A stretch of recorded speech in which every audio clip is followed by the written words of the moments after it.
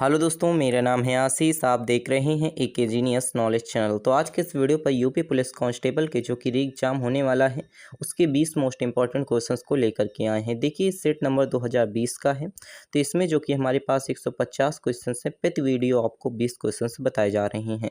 तो अगर आप चैनल पर नए हैं तो चैनल को सब्सक्राइब करके पिछली वीडियो जरूर देख लीजिएगा, जिसकी लिंक आपको डिस्क्रिप्शन बॉक्स में मिल जाएगी। वहाँ से जाकर के आप जरूर देख लीजिएगा। तो आज के इस वीडियो पर देखिए, हम देखेंगे 61 से लेकर के 80 नंबर तक के क्वेश्चंस को कवर करने वाले हैं। तो आइए हम लोग शुरू करते हैं। तो आइए देखते हैं 61 नंबर का क्वेश्चन। भारत की निम्नलिखित में से किस प्रधानमंत्री द्वारा डिस्कवरी ऑफ इंडिया पुस्तक लिखी गई है? तो देखिए, ये पंडित जवाहरलाल नेहरू द्वारा डिस्कवरी ऑफ जो कि इंडिया नामक पुस्तक लिखी गई है, पंडित जवाहरलाल नेहरू द्वारा लिखी गई है। तो आइए हम बात कर लेते हैं पंडित जवाहरलाल नेहरू के बारे में। तो आइए देखते हैं, डिस्कवरी ऑफ इंडिया नामक पुस्तक भारत के पहले प्रधानमंत्री पंडित जवाहरलाल नेहरू ने 1944 को अहमदनगर अर्थात फोर्ट जेल में अपने 5 महीने की कारावास के दौरान लिखी थी। अर्थात इन्होंने जो कि एक पुस्तक लिखी डिस्कवरी ऑफ इंडिया, इसमें 5 महीने इन्होंने अपना समय जो कि डिफेंड समय वेस्ट किया, और इसी के साथ 1944 ईस्वी में इन्होंने अहमदनगर फोर्ट जेल में इन्होंने 5 महीने तक कारावास में लिखा था। इसी के साथ आइए देखते हैं, तो इस पुस्तक में नेहरू जी ने सिंधु घाटी सभ्यता से लेकर के भारत की आज़ादी तक विकसित हुई भारत की संस्कृति, धर्म एवं जटिल अतीत को वैज्ञानिक दृष्टि से विलक्षण भाषा शैली में बयान दिया है। तो ये जो पुस्तक है इससे आप जरूर पढ़िएगा। ये मोस्ट इंपॉर्टेंट पुस्तक हो जाती है, क्योंकि इसमें जो कि सिंधु घाटी सभ्यता से लेकर के भारत की आज़ादी तक के बारे में सारी इंफॉर्मेशन उसमें दी गई हैं। इसी के साथ आइए देखते हैं हम 62 नंबर का क्वेश्चन। तो 62 नंबर का क्वेश्चन हमारे पास है, किसने जो कि हमारे पास है विलिमिंगटन को प्रथम विश्व युद्ध अर्थात सेकंड हेरिटेज सिटी के रूप में घोषित किया? इसका जो राइट आंसर हो जाएगा, डोनाल्ड ट्रंप ने घोषित किया। तो आइए हम बात कर लेते हैं द्वितीय विश्व युद्ध कब हुआ था। द्वितीय विश्व युद्ध की समाप्ति 75वें जो कि वर्षगांठ पर तत्कालीन अमेरिकी राष्ट्रपति डोनाल्ड ट्रंप के द्वारा अमेरिका के उत्तरी जो कि कोरोलिना प्रांत के दक्षिणी भाग में स्थित वेलिंगटन शहर को प्रथम विश्व युद्ध जो कि सेकंड हेरिटेज सिटी के रूप में घोषित किया। इसी के साथ आइए बात कर लेते हैं यहाँ पर 63 नंबर का क्वेश्चन। तो निम्नलिखित में से किस क्षेत्र के विशिष्ट उपलब्धियों के लिए जो कि हमारे पास है पुलित्जर पुरस्कार दिया गया है? तो इसका जो राइट आंसर हो जाएगा, पत्रकारिता के लिए जो कि हमारे पास है पुलित्जर पुरस्कार दिया जाता है। तो आइए देखते हैं किसको दिया गया था। जो कि हमारे पास मूल रूप से हंगरी में रहने वाले समाचार पत्र प्रकाशक जो कि जोसेफ पुलित्जर के नाम से जो कि पुलित्जर पुरस्कार खासकर पत्रकारिता के क्षेत्र में दिया जाता है। वर्ष 2022 में यह पुरस्कार लोक सेवा हेतु द वाशिंगटन पोस्ट के ब्रेकिंग न्यूज रिपोर्टिंग हेतु staff of the Miami Herald को नेशनल रिपोर्टिंग हेतु staff of the New York times को दिया गया।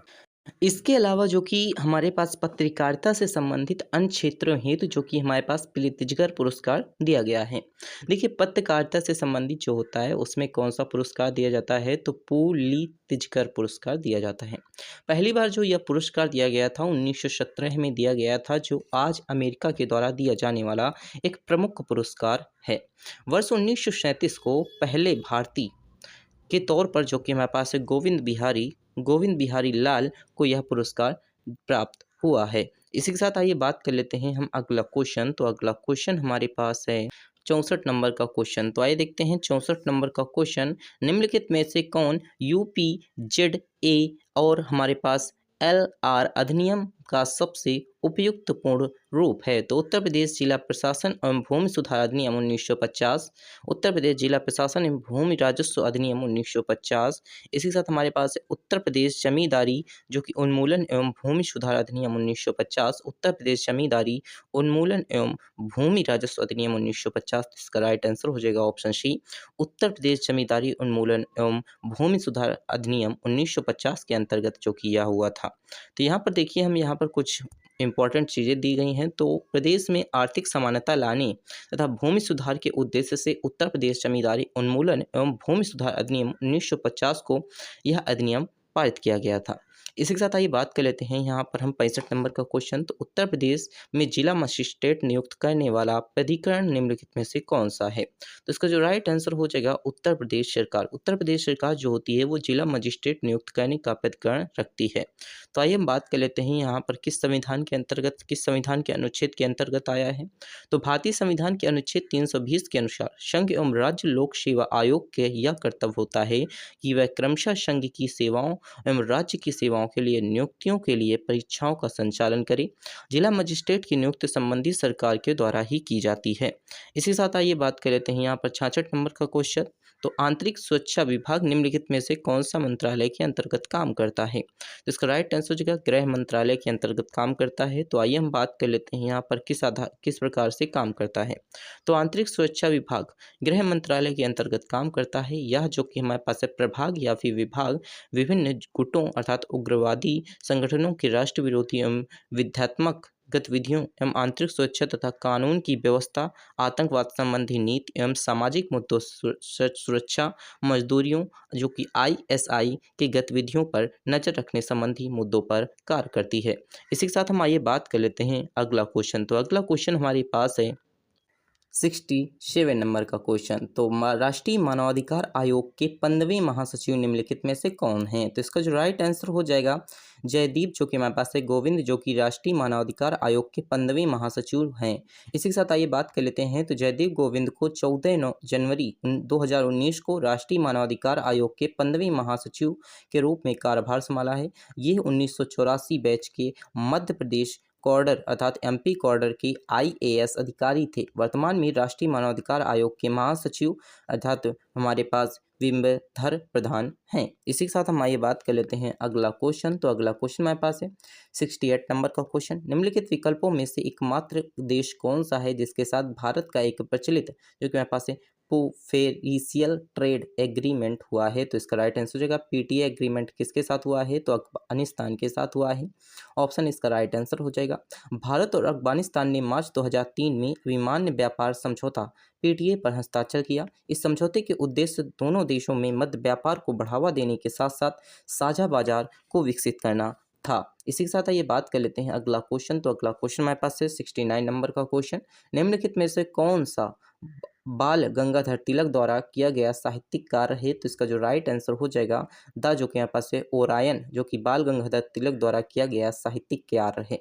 तो आइए हम बाल गंगाधर तिलक के बारे में बात कर लेते हैं और साथ ही यहाँ पर क्या हुआ इसके विषय में भी बात करते हैं। तो तिलक को लोग प्रायः लोकमान्य एवं भारत के लोग बेताज बादशाह कहते हैं। ये दक्कन जो कि हमारे पास है एजुकेशन सोसाइटी एवं जो कि हमारे पास है फेरुगेशन कॉलेज पूना की स्थापना से संबंधित है। उन्होंने अपने विचारों के प्रसार के लिए 2 समाचार पत्र अंग्रेजी में जो कि हमारे पास है द महाराष्ट्र और मराठी में केसरी जो कि प्रारंभ किए। तिलक ही वे जो कि पहले व्यक्ति थे जिन्होंने स्पष्ट शब्दों में स्वराज्य की मांग की। उनके शब्द में स्वराज्य मेरा जन्मसिद्ध अधिकार है और मैं इसे लेकर रहूँगा, ये इनका नारा भी है।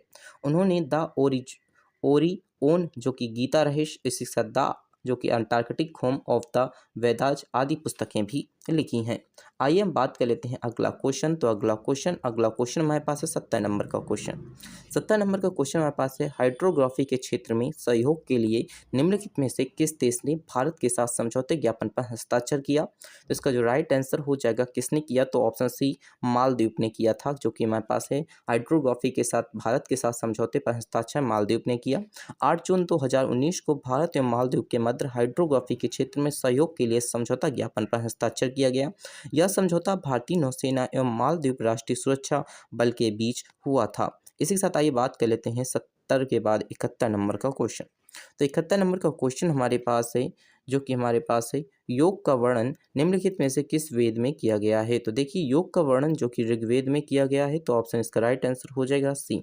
योग का प्रथम जो कि वर्णन ऋग्वेद में मिलता है। इसी साथ योग विचारधारा का शाब्दिक अर्थ होता है 2 प्रमुख सत्ताओं का योग, अर्थात उनका मानना है कि मानव योगी तकनीकी के शारीरिक प्रयोग एवं ध्यान का प्रयोग करके मुक्ति प्राप्त कर सकता है। कहा जाता है कि इस तकनीकी से जो प्रयोग होते हैं उसमें पुरुष प्रकृति से पृथक हो जाता है तथा अनंत मुक्ति प्राप्त होता है। इसी साथ योग में इस विचारधारा के प्रतिपादन महर्षि पतंजलि 2वीं शताब्दी में हुआ है। इसी साथ ये बात कर लेते हैं 72 नंबर का क्वेश्चन।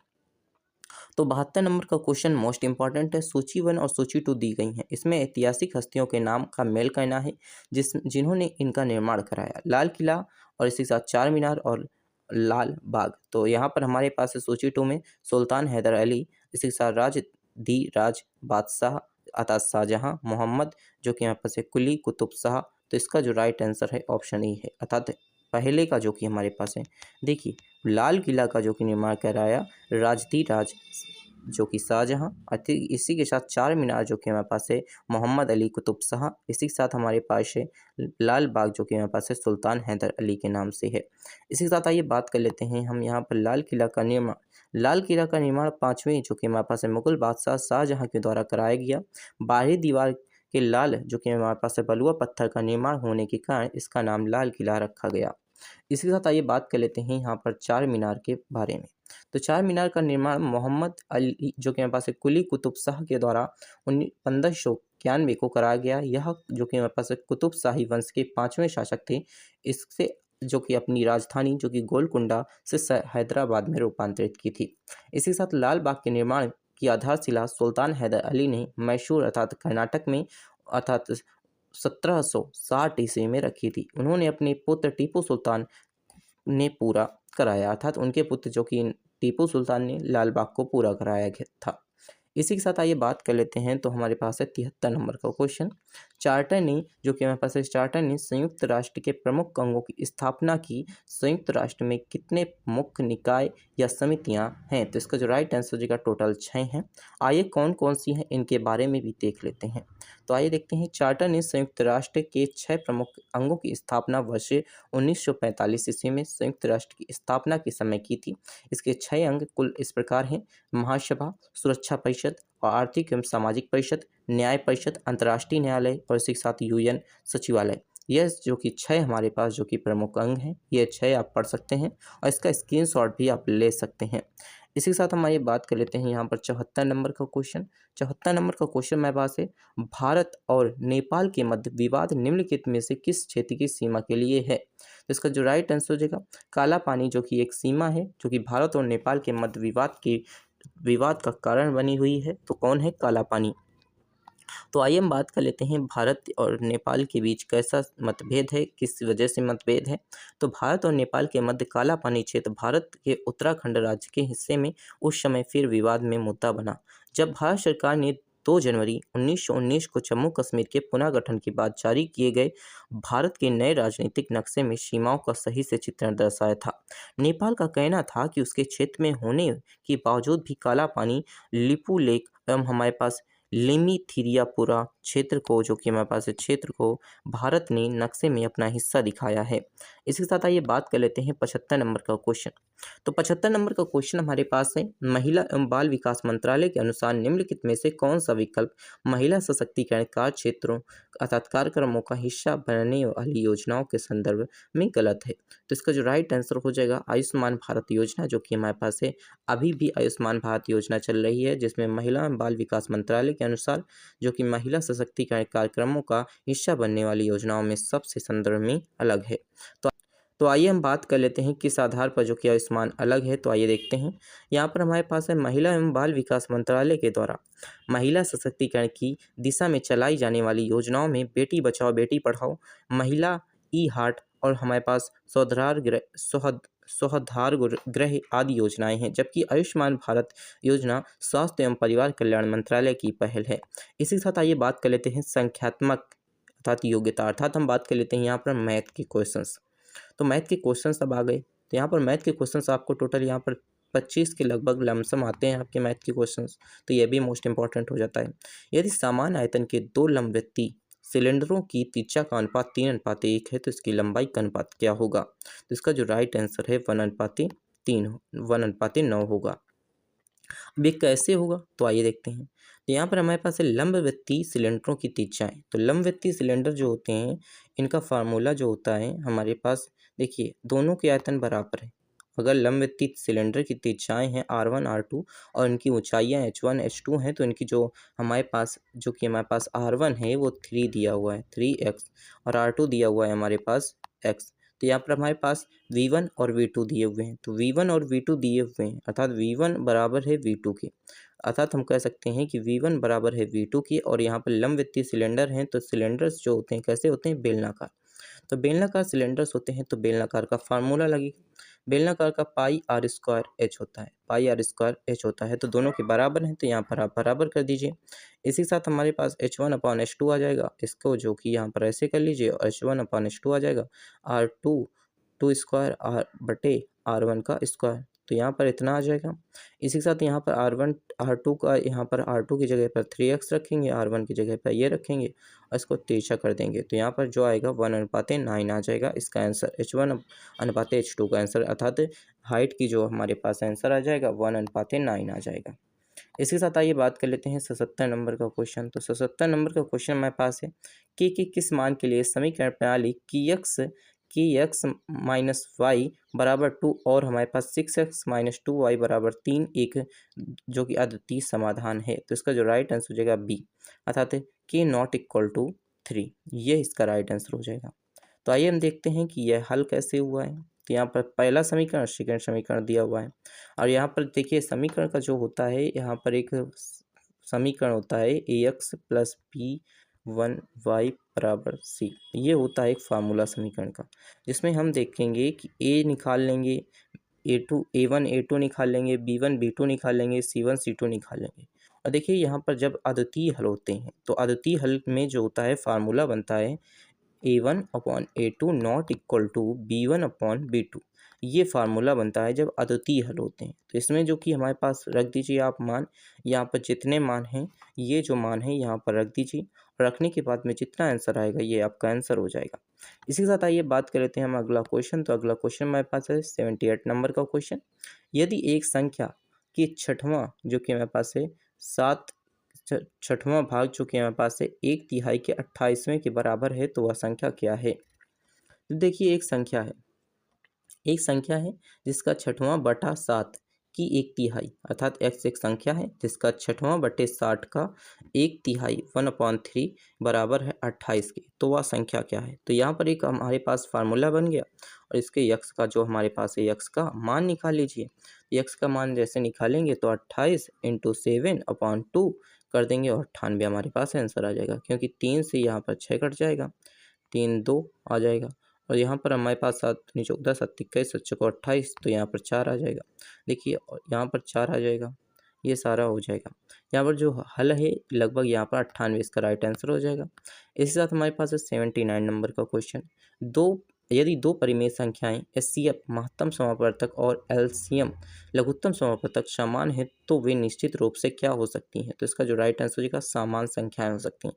यदि दो परिमेय संख्याओं का माशा एवं लाशा समान है तो वे संख्या निश्चित रूप से समान संख्याएं होंगी। जैसे 5 और 5, 10 और 10, 23 और 23, यहाँ पर इसका जो विकल्प है सही है डी, अर्थात समान संख्याएं।